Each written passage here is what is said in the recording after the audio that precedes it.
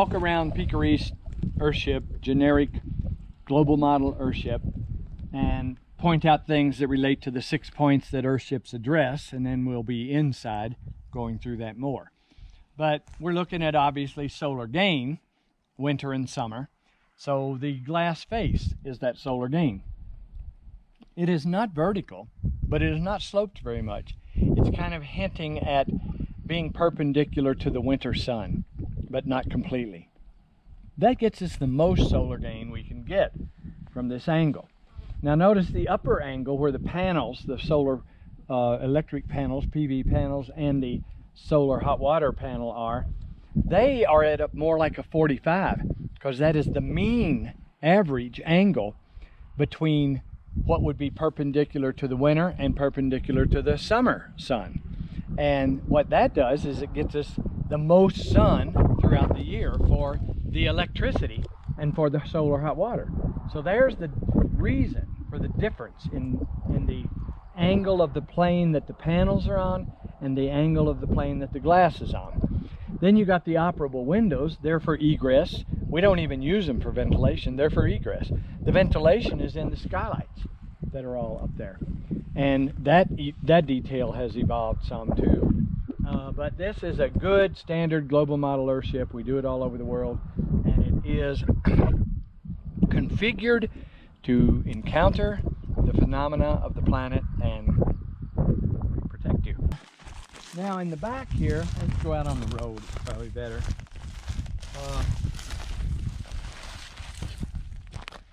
We see you can start at the top, you can see the weights. They're just barbell lifting weights on the skylights to give you your gravity counterbalance to open them. Gravity opens them, you close them. You can see the little risers from the cisterns to bring in the roof water up there at the very top near the roof. And then you can see the cooling tubes. The cooling tubes have to have caps on them that keep out bugs, keep out rabbits and mice and so on. And they're open for the summer, spring, and we close them back up for the winter so that we don't bring cold, icy air through our thermal baths. And yes, there is a propane tank that we use because right now we're giving people, or up until now, we've been giving people gas cooking and gas backup hot water. Well, that's changing. Solar panels and solar electric systems are getting better and cheaper, and induction cooking is getting better. So we're starting to replace gas cooking with induction electric cooking, and it's working. And so we're about to not need much gas. I mean, I guess you would still have gas as backup hot water, but in this climate, in New Mexico, we don't even need backup hot water from solar. Solar will do it all. So we're inches away from doing away with gas altogether. And that's fine. For the last couple of decades, we've used a little bit of gas, you know, like maybe 10% of the gas that normally people used to use. Hell, if the whole 8 billion people on this planet used 10% of the gas that they used to use, we'd be able to be here another 1,000 years. So, and we wouldn't be fracking all over the globe. So we were okay then. Well, we're going to be better now. And that's the thing. When you do this direction, you constantly, when you just dive in, which is what we did, and learn the hard way, you find that you can keep improving it. You may not be economically feasible when you first start, or you may be into more maintenance than you want to get into when you first start. This is when we first started, 5 decades ago. But now we've refined it because we jumped in and we kept having to make it better, make it better, make it more economical, make it better, make it more economical. We had to keep doing that, and we've done it. And this product right here does it. It takes care of people, and it is obsolete. The global models that we're going to be doing now, this next year, are, I would say, 15% better performance than all of this. So it keeps getting better because we're doing it. And we'll take you through the inside and go into all of that.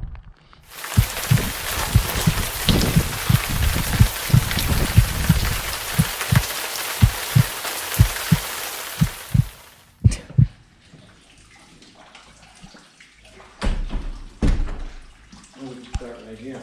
Okay. All right, well, here we have the tilapia pond, and we have gone a little further than we do in generally, Earthships in general.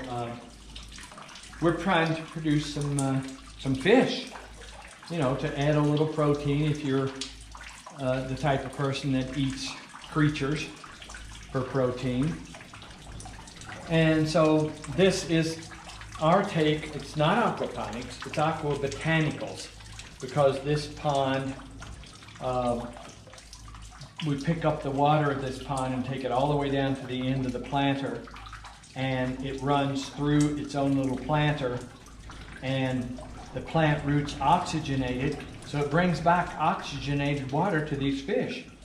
And the fish shit goes all the way back through and provides nutrients for the plants. So it's kind of an automatic aquaponic situation that we call aqua botanicals, because it works with our botanical cells.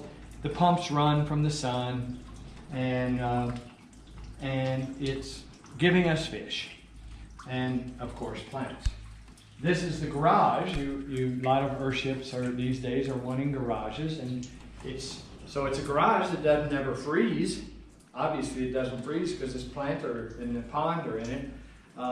It probably gets down to 55 in here, so it's not as warm as the building we're about to go into. Now we're in the greenhouse, and the greenhouse is a buffer zone between however hot and however cold it is out there and the 70-degree comfort zone of humans inside there. And so this is a buffer zone that does a lot of things. It collects heat to take it on in there when the sun comes through both levels of glass. That's thermal pane glass, and this is also thermal pane glass. And it also creates heat in here to the point of the heat escaping, the very hot air escaping out the skylights, and it creates a suction. And that creates a suction that pulls the air through those tubes in the back. Now we can look at those tubes on the inside. Here is one of those tubes. It's just an open tube with screen to keep rodents and insects out. And air gets sucked through those tubes. And the reason it gets sucked through those tubes is because of the convection that is created in the heat of the greenhouse. So here's what I mean about a heating and cooling situation that doesn't require fossil fuel. There's so much mass around this building and insulation around that mass and super insulation in the ceiling that this building heats and cools itself without the need of fossil fuel. That is what these drawings are all about, that we're trying to make available to the world. And so here you can see how the heating and cooling without fossil fuel works. Now, we saw the solar panels out on the roof, and there weren't too many of them. You don't see huge amounts of solar panels in these buildings, and that is because these buildings just don't need that much electricity because they do not have heating fans and wells and all that kind of stuff.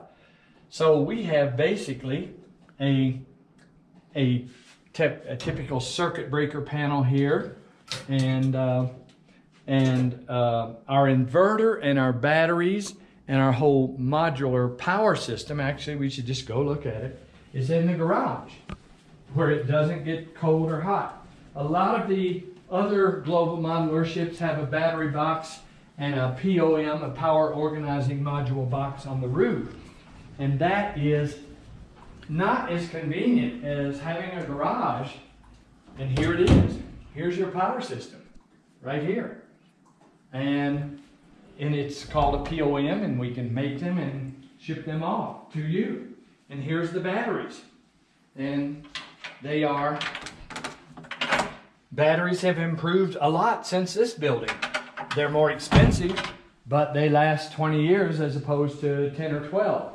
And so the power system, the thing to note about it is that it's built into the home and into the shapes of the home, and that it is not super expensive these days because these homes do not need radical amounts of power.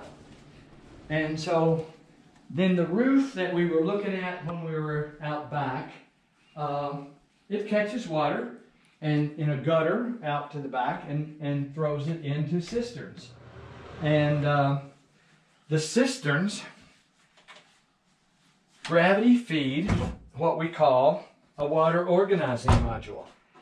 The cisterns come in here and they go through a little filter by a pump, and the pump pushes it through other filters and out to a pressure tank, which is right here. Here's a pressure tank, and this is a conventional pressure tank, and that gives you conventional household pressure. And then we come back and we go through another filter and through a drinking ceramic filter that you can put in a sewer and drink out the other side. So this is just the filter pump system that organizes. We call it a WOM, water organizing module, that organizes our water that comes from the sky. And then what we see out here in the kitchen and any other sinks, you have hot and cold water, and you have drinking water. So our drinking runs through the ceramic filter. The hot and cold goes through the rest of it. And what we could have seen out there on the front face is a solar hot water collector. Just a typical, everybody knows what a solar hot water collector looks like and does. Well, what it does is it collects solar hot water. And it exchanges, it's got an antifreeze in it that collects solar hot liquid. That liquid goes into this tank in coils and heats water in this tank. And then this water goes into our faucets and everything. So the solar hot water system is called using what we call a heat exchanger. Now, you turn on your faucet and the water out of this heat exchanger is called on when you turn on your faucet with the pressure tank. But it goes through this gas demand hot water heater first.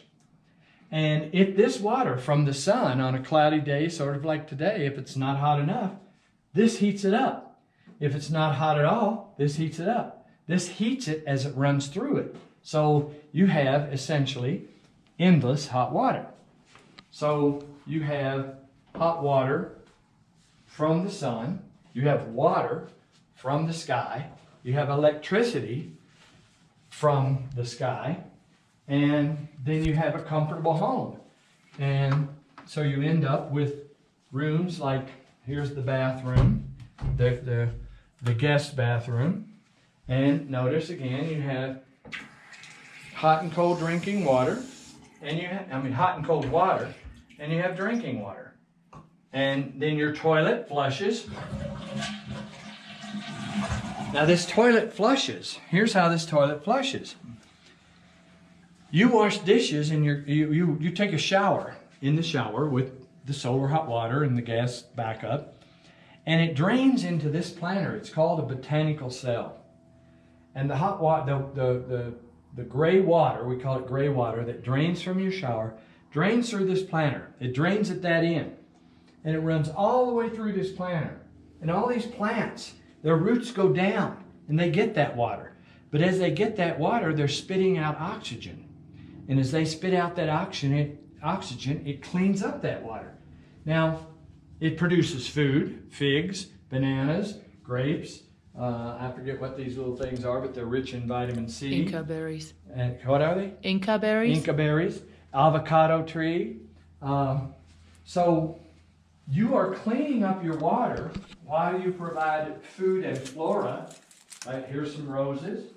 And you are then recapturing that water to flush that toilet. So you are flushing your toilet with water you took a shower in yesterday.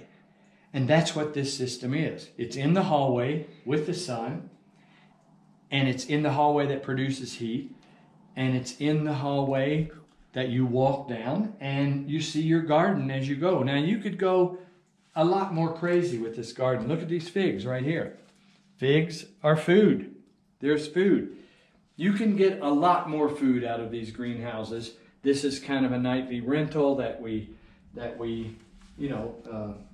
we don't live here, so we make it easy for people to experience this. And so now you're seeing that we use the water more than one time. We use it 3 or 4 times, and we run it to the shower water through this and then flush the toilet with it. Then the toilet goes out to a conventional septic tank, and the conventional septic tank drains into another botanical cell outside that we use to grow plants outside in this arid climate. And so we've addressed the water, we've addressed the electricity, we've addressed the food. This is obviously food producing, and the comfortable shelter without fossil fuel. And then there is the garbage. Well, there's nothing that shows except here's bottles. These are aluminum beer cans, and the building walls are made of tires, but they're all covered with plaster now, so that this room, these walls, they're tires. They're tires with packed out mud and clay plaster over. And this room, the building is made with tires and cans and bottles. And so we're using our garbage. We're heating and cooling without fossil fuel. We're making electricity from the sun. We're collecting and using water. We're reusing our water several times to treat our sewage. And we're producing food. Those are the 6 things. That's how this building does those 6 things. We have been doing this building model for maybe as much as 15 years. And it is now ready, I'm saying, for public consumption. Here's a bathroom showing it all with the hot and cold water and the drinking water, and the toilet that flushes from the shower you took yesterday. And there are a lot of details that we go into in our academy and our courses and everything. But we now have construction drawings for this building. And this building has been built all over the world. And we're, due to the coronavirus and our evolution as a company, we want to make this building available to people. So we're just making it ridiculously cheap. Go on our website, earthship.com, earthshipbiotexture.com, and they show you the drawings for this building, anywhere from a studio size to a 4-bedroom, 3-bath size, with or without garage.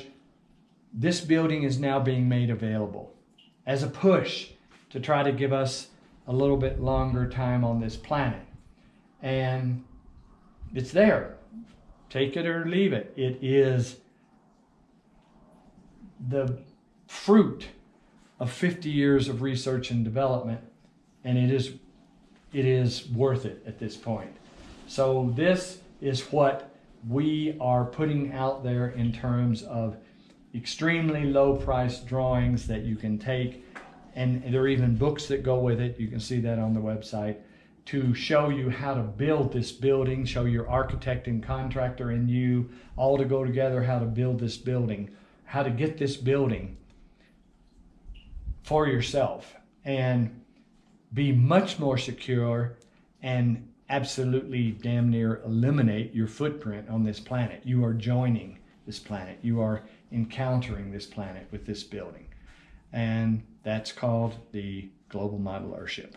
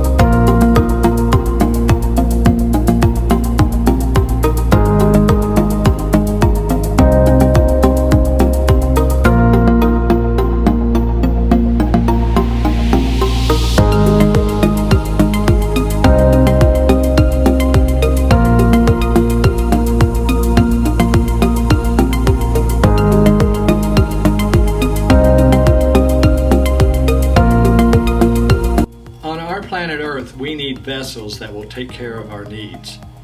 These needs are comfortable shelter that doesn't use fossil fuel, water, electricity, food, human waste, and garbage need to be taken care of by encountering the phenomena of the Earth. Earthships are these vessels.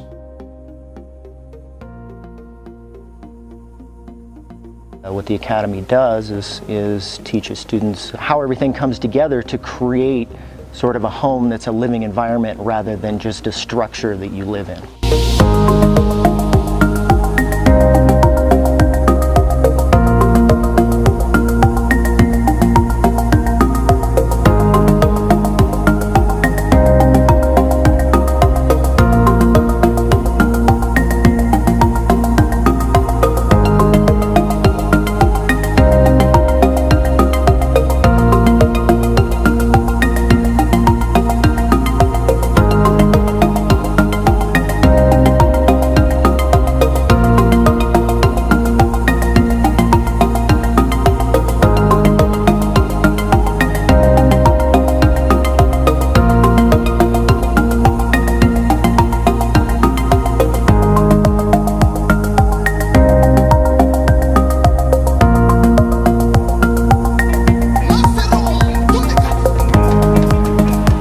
That hunger to learn, and you have that drive to change things.